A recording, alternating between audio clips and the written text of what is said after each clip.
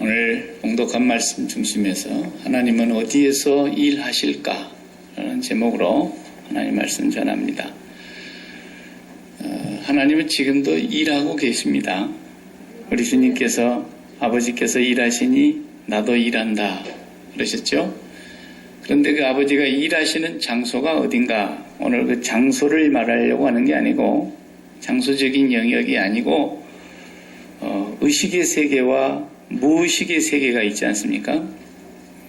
우리가 이렇게 정신이 말똥말똥해서 보이는 세상, 눈에 보이는 것, 귀에 들리는 것, 그리고 우리의 마음속에서 바라고 있는 소원들, 이런 의식 세계에, 그리고 우리가 잠들어 버리면 모든 세계에서 우리가 떠나서 무의식의 상태로 들어가 버립니다. 그리고 우리가 또 어느 한 곳에 일을 집중하다 보면 전혀 생각지 않고 있는, 내 머릿속에서 0.1%도 의식하지 않고 있는 어떤 그런 세계가 있는데도 우리가 상상하지도 않고 있을 수가 있다는 거죠. 하나님께서 일하시는 그 영역을 보면은 무의식의 세계에서 하나님이 일을 더 많이 하세요.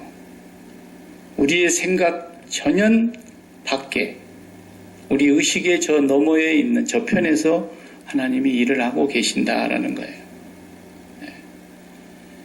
그래서 하나님 일하시는 게 안 보여요.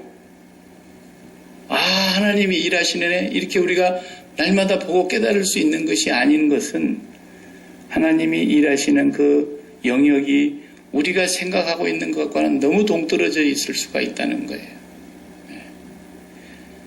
오늘 우리가 야곱의 얘기 가운데 이제 정말 클라이막스가 계속 진행이 되고 있어요. 두 번째 양식을 사러 갔던 자녀들이 이제 베냐민까지 들려서 보내가지고 거기 볼모로 잡혀있던 둘째 아들까지 해서 11명이 다시 다 되돌아옵니다. 그런데 오면서 엄청난 소식을 갖고 왔지 않습니까?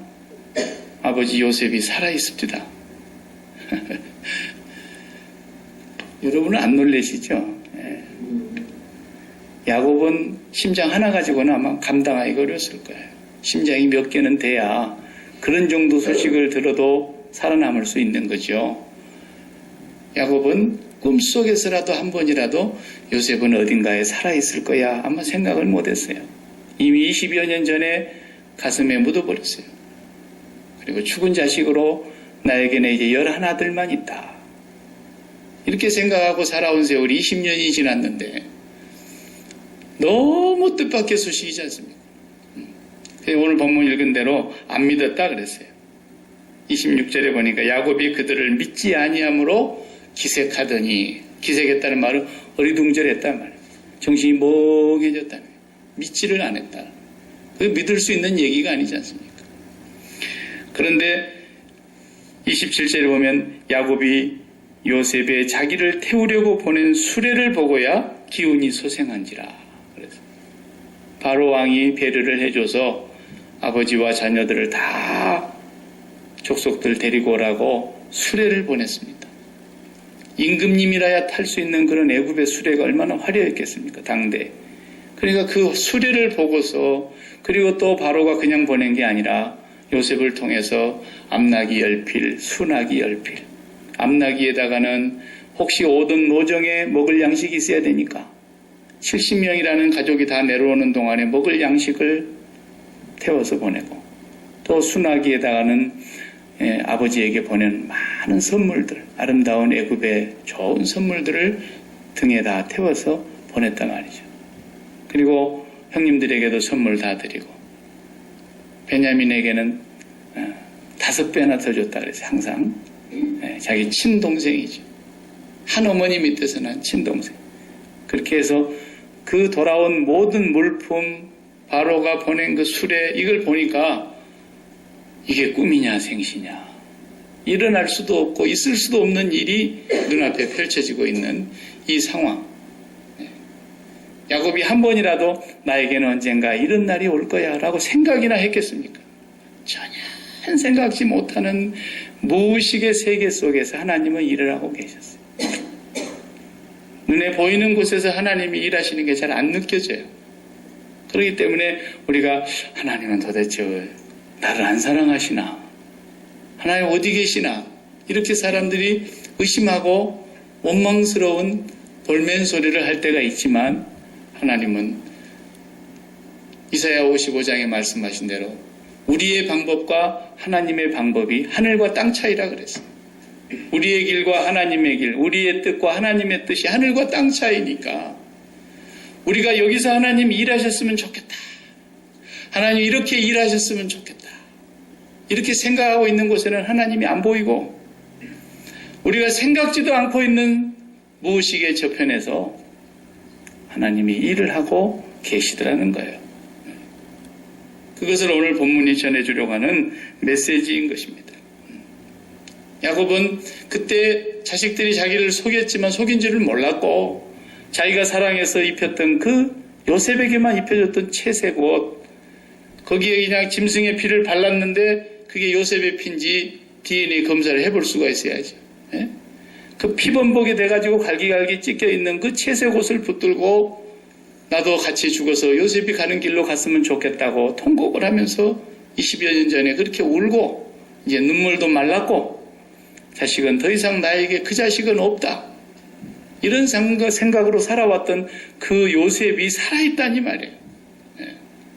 그러니까 하나님이 일하고 계셨던 거 여지껏 야곱의 마음속에 특별히 그 자식을 사랑했다고 해서 내가 이 자식은 12명 중에 한 명은 내가 성공을 시켜야 되겠다.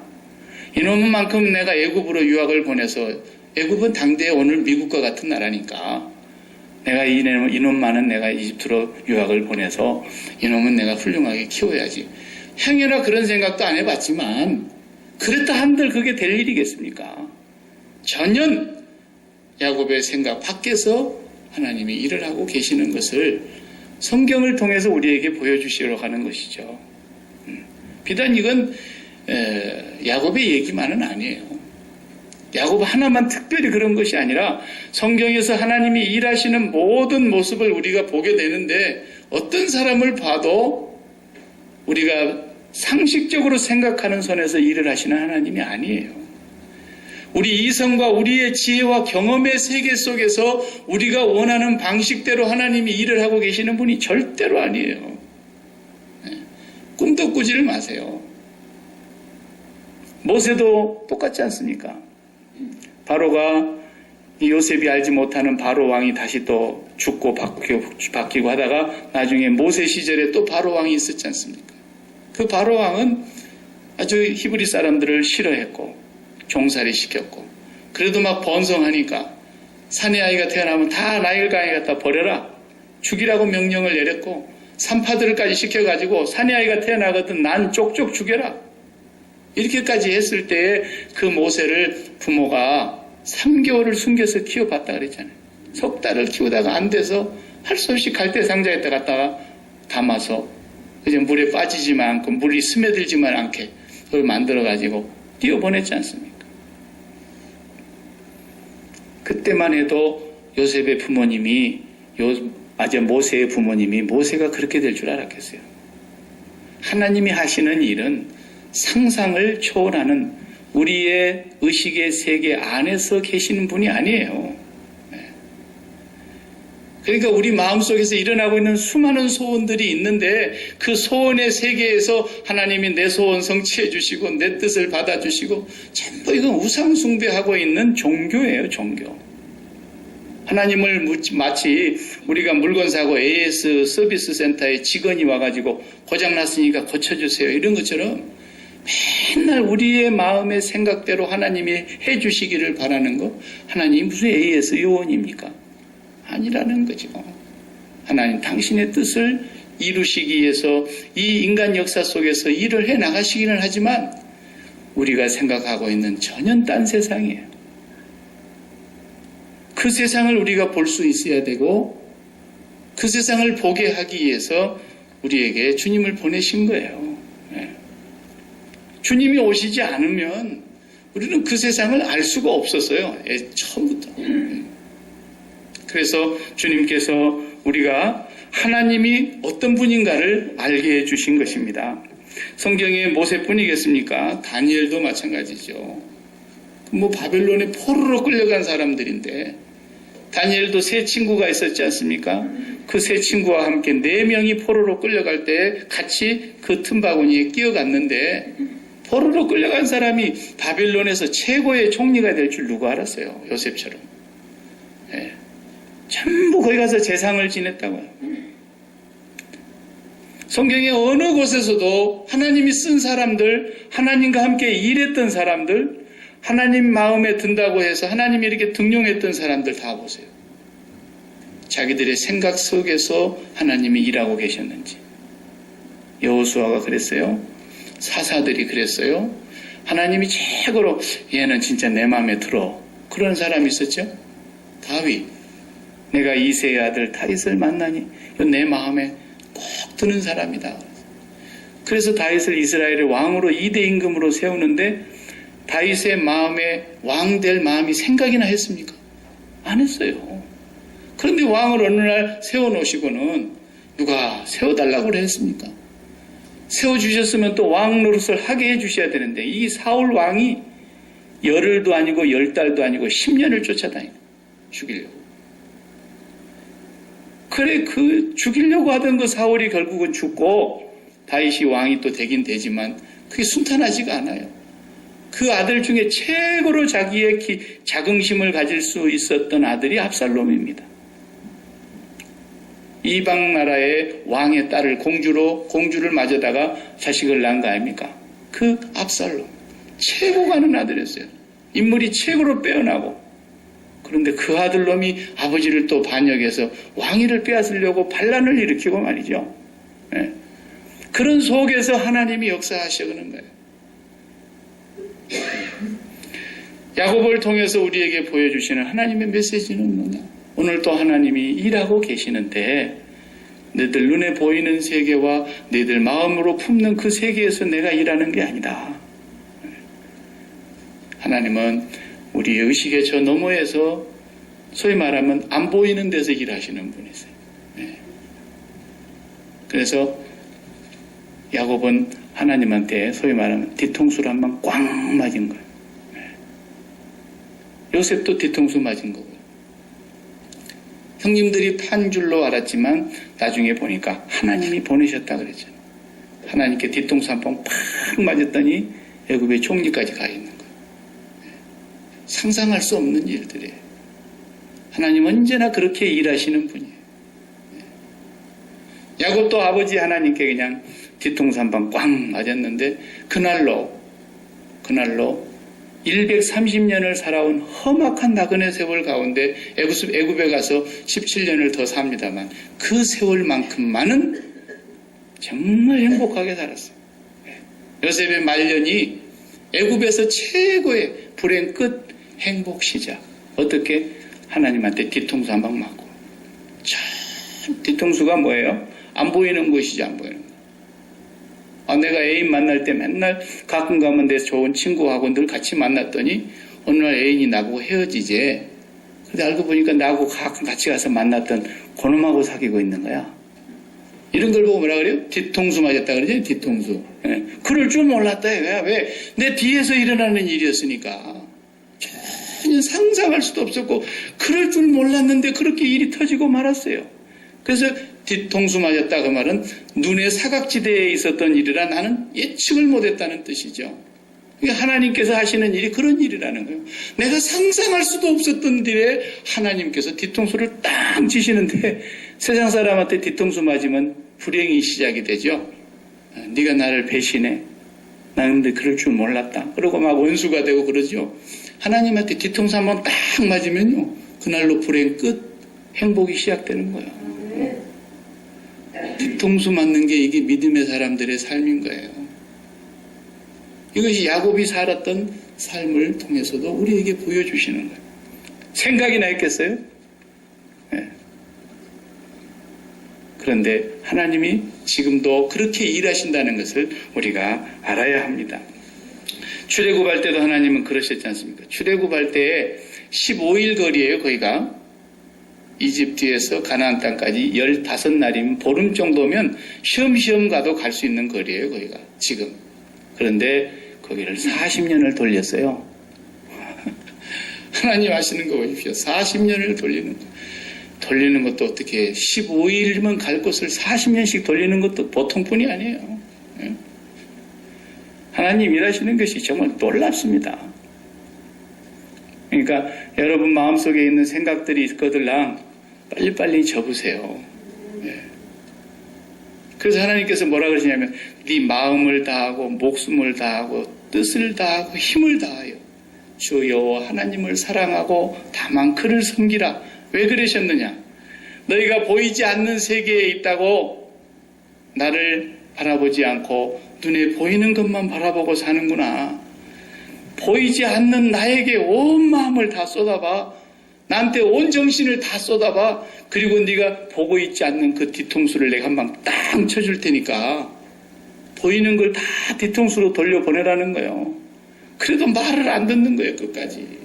눈에 보이는 것만 쫓아가고 눈에 보이는 쪽에서만 하나님을 찾는 거예요. 그래서 하나님이 하시는 일이 눈에 보이는 사건을 이루시려고 예수님을 보내셨고 눈에 보이는 그 사건을 우리에게 영원히 남겨주시기 위해서 이 성찬 예전을 주님의 살과 피를 먹고 마시면서 주님의 그 십자가 사건을 통해서 보이지 않는 하나님을 보고 살아라고 해주신 거예요. 눈에 보이는 모든 사건을 다 십자가에서 막아 못 받고 그걸 뒤통수 쪽으로 다 돌려보내라는 거예요. 생각지도 말라는 거예요. 네가 온전히 이 살과 피를 먹고 마시면서 전심으로 여호와에게 온 마음을 다 쏟아봐라. 그러고 있다 보니까 네가 딴 생각을 할 수 없었고 온전히 하나님께 마음을 다 드리느라고 다른 데는 생각지도 못했던 그 뒤통수에 무의식의 세계 속에 내가 너의 일을 하고 있다라는 거예요. 하나님은 언제나 그렇게 일을 하셔요. 그러니까 무엇을 먹을까 마실까 입을까 그걸 그래서 염려하지 말라 그랬던 거고 그의 나라와 그의 의를 구하고 있어 봐라. 그러면 네가 생각지도 않는 것 뒤통수 맞는 날이 온다. 하나님 언제나 그렇게 일을 하시는 분이세요. 지난주 금요일 날 우리가 이제 김장한다 그래서 장을 잠깐 보러 가가지고 배추를 다 사고 장 보고 저녁을 먹는데 우리 박 권사님 둘째 아드님 혁 집사님이 그냥 올림피아에서 왔어요. 어머니도 볼 겸 또 우리 식구들이 올라온다 그러니까 식사를 대접하겠느라고 꼭 오셔가지고 나 혼자 올라올 때 대접하라고 꼭 그렇게 해도 거의 많이 왔는데 그걸 뭐 꼭 다 대접하려고 막 그러시길래 그저 따라갔어요. 이제 같이 한 상에서 두 상에서 먹는데 저하고 같이 앉아가지고 이렇게 밥을 먹다가 뭐 이런저런 얘기 중에 자녀 얘기가 나왔어요. 근데 우리 혁 집사님도 아들 하나 딸 하나 이렇게 있는데 같은 학교를 다 졸업했거든요. 근데 애들이 학교에서 하나는 아들은 퀸이 되고 또 딸은 퀸이 됐어요. 그거 뭐 시켜달라고 해서 해주는 거 아니잖아요. 학교에서 그거. 예? 그런데 그 딸이 그러더래요. 그 미국인 엄마 아빠가 굉장히 아이에게 그렇게 그냥 열심히 한국말로 하면 치맛바람에 굉장히 학교에 정성을 쏟고 학부형 모임에 적극적이고 학교 일에 그렇게 발벗고 나서고 그런 분이 있었는데 그 아이가 퀸이 되지 않을까 다 그리 생각을 했다는 거죠. 박 집사님은 뭐 바빠서 갈 시간도 없고 가봐야 그 양반만큼 영어를 잘하는 것도 아니니까 뭐 깊숙이 뭐 인벌브 할 일도 없고 한 번도 학교 찾아간 일도 없는데 아들 하나는 킹, 딸 하나는 퀸. 그것도 뭐 계속 그렇게 되니까 누가 시켜달라고 하기를 했어요. 그런데 그렇게 되더라는 거예요. 그러니까 제가 그 얘기 왜 하느냐면 밥 사줬다고 지금 하는 얘기가 아니고 우리가 자식에 대해서 굉장히 애틋한 마음을 갖고 있고 내 자식 잘 되면 다 좋아하고 자식 안 되면 슬퍼하고 막 속상하고 그러잖아요. 근데 그게 의식의 세계 속에서 일어나는 일이라니까요. 우리 마음에 품고 있는 소원의 세계 속에서 일어나는 일들인데 그걸 만들려고 애를 쓴다고 해서 될 일이 아니다라는 거예요. 그냥 일터하고 교회밖에는 모르는 그 사람이 교회 끝나면 일터에 가고 일터 끝나면 교회 가고 그렇게 산 것밖에 없는데 어느 날 자식이 그래갖고 돼 있더라는 거죠. 하나님이 하시는 일들이 그렇다는 거예요. 원리가. 우리가 하나님의 일을 열심히 하다 보니까 전심으로 하나님께 마음을 쏟느라고 정말 내가 마음을 써야 될 눈에 보이는 세계에 마음에 품었던 세계에 마음 둘 시간이 없었는데 그것이 그래서 내 의식의 사각지대로 다 뒤통수로 가버렸는데 오늘 하나님 뒤통수를 딱 치는데 엄청난 일을 하시더라는 거예요. 그게 요셉을 통해서 보여주신 거예요. 우리 하나님께서. 그래서 우리가 사도 바울이 늘 그 양반이 안 죽으니까 그 얘기를 하는 거예요. 자기가 아무리 죽을라 해도 안 죽어지니까 나는 날마다 죽습니다. 그런 거예요. 그래서. 그 날마다 죽는다는 얘기가 뭐예요? 날마다 눈에 보이고 날마다 귀에 들리고 날마다 내 마음속에서 요동치고 있는 이 땅에 속한 일들에 대해서 십자가에서 늘 죽었다라는 거예요. 그리고 나는 예수 그리스도와 그의 십자가에 못 박힌 거 외에는 아무것도 알지 않기로 작정을 했다는 거예요. 거기에 전심전력을 하고 있었는데 하나님은 그를 통해서 엄청난 일을 하시더라고요. 그렇다고 해서 바울이 편안하게 살았습니까? 아니에요. 아시아로 가려고 그러는데도 길을 안 열어주시고 유럽으로 보내시고 유럽으로 가라 해서 갔더니 거기에 가서 첫 번째가 뭐예요? 감옥 가는 거예요. 매를 죽도록 맞고 감옥 갔어요. 그리고 전도하다가 배를 타고 가는데 배가 파손돼가지고 유라굴로 태풍이 쳤는데 그 태풍에 배가 파손되니까 쪼각쪼각 됐다 그랬잖아요. 배가. 그래서 그 배 한 조각을 붙들고 바다에 일주일을 밤낮 떠다녔다 그랬어요. 여러분 상상이 됩니까? 그리고 40에서 하나 가만 39대 맞는 매를 5번이나 맞았다 그랬고요. 굶고 춥고 헐벗었고 동족의 이용을 받았고 우리가 사도행전 본 대로 얼마나 핍박과 박해로 피해 다녀야 하고 돌로 맞고 그렇게 살아가는데 의식의 세계 속에서 도대체 하나님 어디 계시는 거야 이거. 이런 생각이 드는데 교회를 씨를 말려버리려고 했던 그 청년 사울을 통해서 온 세계를 복음화시키는 하나님의 놀라운 일들이 이루어지고 있었던 거예요. 신약성경 27권의 책 중에 13권을 그분의 손에서 성령으로 하여금 쓰게 하신 거예요. 놀랍지 않습니까? 네. 예수님이 하신 일을 보세요. 어디 하나 12명 요즘 인사이동하는데 인사관리과에서 그거 한번 뽑아보라 그러면 12명 예수님의 제자 될 만한 커리어가 있는 사람이 누가 있습니까? 아무도 없어요. 인사가 만사인데 그런 거 사람 제자 뽑아갖고 그거 되겠습니까? 안 되죠. 그런데 갈릴리 바닷가에 그 어부들을 불러서 세상에서는 사람으로 받아주지 않는 세리 같은 사람들을 불러서 그래가지고 그 제자를 삼아놨는데 이 보잘것없는 인물들이 전심으로 하나님의 나라를 위해서 일하는 동안에 하나님은 그들을 통해서 세계 복음화를 꿈꾸고 계셨던 거예요. 언제나 하나님의 일하시는 방법은 우리의 의식세계 속에서 일하시는 게 아니에요. 그래서 매일매일 우리의 의식세계 속에서 일어나는 일들, 야고보로 말하자면 자기의 의식세계에서는 요셉이 최고였어요. 저게 나의 기쁨이고 나의 자긍심이고 나의 자랑이었다고. 기쁨의 면류관이었다고. 그런데 하나님은 그를 의식세계 밖으로 빼내버리는 거예요. 생각하지도 못하는 사각지대로 완전히 보내놔버리고는 이제 요셉은 없어진 상태에서 열한 아들하고 나는 이제 인생을 산다. 이렇게 생각하고 있는데 전혀 생각지 않는 11번째 그 요셉을 통해서 야곱의 행복이 시작이 됩니다. 지금까지 살아온 세월이 그렇게 파란만장한 험악한 세월이었다면 지금부터서 내가 이름은 이르리라 그리고 베냐민도 낳아버리고 이제는 하나님께 다 맡기겠다. 그렇게 했던 순간에 베냐민이 갔다 오면서 그의 인생이 달라졌어요. 네. 여러분 우리가 일할 때마다 여러분 마음속에 있는 계획이 있고 인생의 아메리칸 드림 이런 거 좋은 얘기 다 있지만 그것으로 하나님이 일하시는 게 아니에요.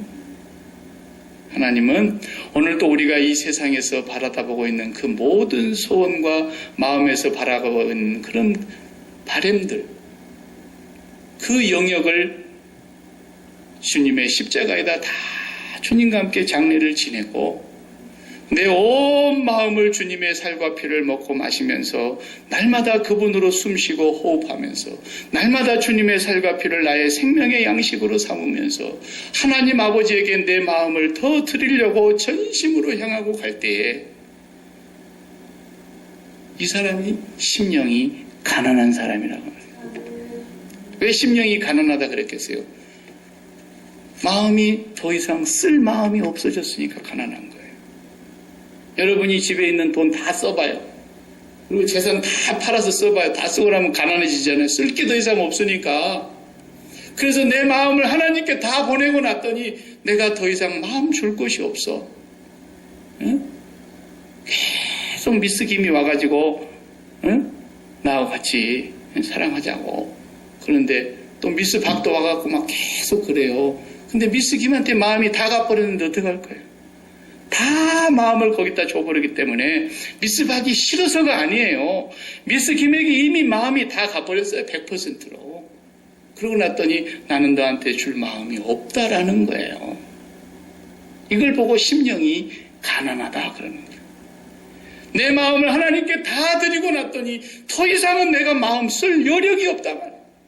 이 땅에. 그렇게 하라고 십자가의 사건을 일으켜 주신 것이고 그렇게 살아라고 주님의 십자가의 살과 피를 먹고 마시게 하신 거예요. 이걸 날마다 우리가 먹고 마셔야 되는데 주일날 한 달에 한 번밖에 못하지만 우리는 믿음으로 날마다 먹고 마시고 시시때때로 먹고 마시는 거예요. 사도 바울처럼 날마다 죽습니다. 그랬더니 내 마음의 여력이 하나님께로 다 올라가서 하나도 없는 그 상태에서 나는 마음에 둔 적도 없고 생각도 안 했는데 20여 년 동안 마음에 묻어버리고 생각도 못하고 꿈속에서도 한번 본 적이 없었던 요셉을 통해서 행복이 시작되고 있는 거예요. 하나님 오늘도 거기에서 일하고 계셨다는 거죠. 네. 그러니까 우리가 애들 보면은 그래서 애들이죠. 애들은 뭐 때문에 공부합니까? 엄마가 뭐 선물해 준다 그러고 뭐 맛있는 거 만들어 준다 그러니까 관심이 거기에 있어서 엄마 말 듣는 거 아닙니까? 그래서 그건 애예요. 근데 다 큰 어른이 눈이 많이 속이 들여다 보이는데 그거 준다니까 그냥 그것 때문에 한다는 것이 얼마나 우스꽝스럽습니까? 우리는 그거 생각조차도 안 했는데 하나님 앞에 이거 한번 내가 구해보지도 않았는데 그의 나라와 그의 의를 구하느라고 내 마음과 내 시간과 내 인생 전체를 다 송두리째 드렸는데 그리고 세상과 나는 간 곳 없이 십자가에서 그리스도와 함께 장례를 지냈는데 어쩌면 하나님이 내가 생각하지도 않는 그곳에서 이렇게 일을 하고 계셨단 말인가. 하나님은 오늘도 거기서 일하고 계십니다.